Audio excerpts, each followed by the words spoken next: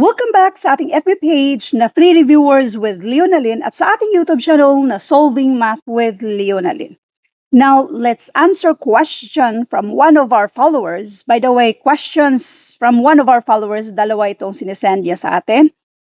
At ito ay sinesend niya sa ating FB page na Free Reviewers with Leonalyn. Kung meron din kayong gustong itanong or gawa natin ng tutorial video, i-message nyo lang ako sa FB page na Free Reviewers with Leonalyn. Let's read the problem.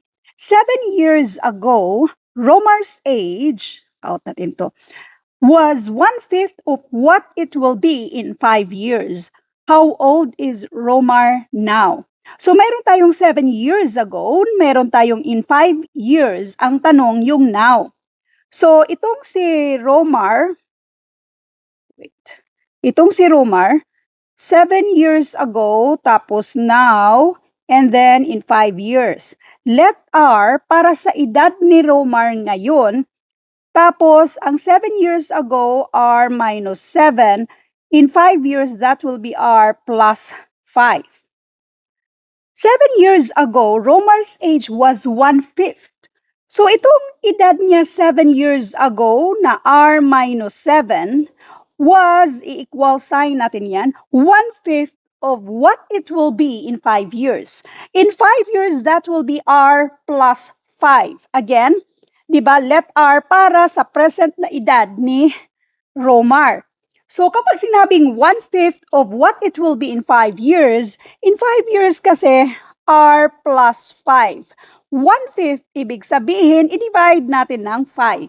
In other words, that's 1/5 na i-multiply sa R plus 5. Pariho lang yan dyan. So ngayon, pwede na natin itong isolve para makuha natin yung value ni R.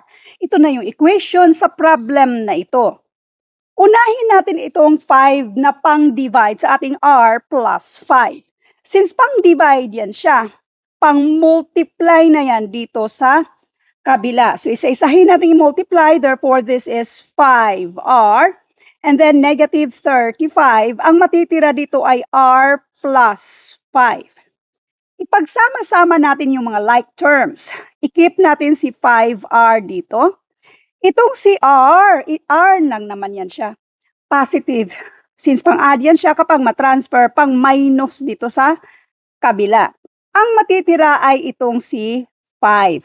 Now, ngayon, ito kasi pang-minus, minus 35. Since pang-minus siya dyan, kapag matransfer, pang-add na yan sa kabila. So, 5 R, minusan ng 1 R, 4 na R na lang yan siya. 5 plus 35, and that is 40. Ngayon, para makuha natin yung value ni R, since si 4 ay pang-multiply dyan, pang-divide na yan sa kabila. In other words, mag-divide tayo ng 4 to both sides para makancel yan siya. R equals 40 divided by 4, and that is 10. Meron na tayong value ni R. Now, yung ginawa din natin ay let R para sa present age nitong si Romar. And that is 10. So, ang value ni R natin ay 10. So, yan na rin yung sagot. 10. Thank you for watching, and I hope na meron kayong natutunan sa videong ito. Thank you and God bless.